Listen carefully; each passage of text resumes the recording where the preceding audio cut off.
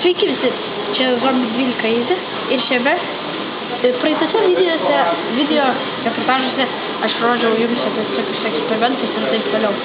Bet šioje video kaip nors video ciklė jums bus parodyta tokia juokingos akimirkos ir juokingi tokie vaizdeliai. Jie vadinasi Sniokis ir šioje serijoje bus pasakomas, kaip suvalgys picą, kuri liko. Nu, jos dar nori, bet nelabai, kokią vieną gabaliuką. Ir tu kaip iš karto visą suvalgys. Pirmas dalykas, tiesiog prisivarom kėčiupą. Biškį berda, bet nieko. Va, atrodo daug kėčiupų, bet pamatyti nedaug. Ir pamatyti sūkam.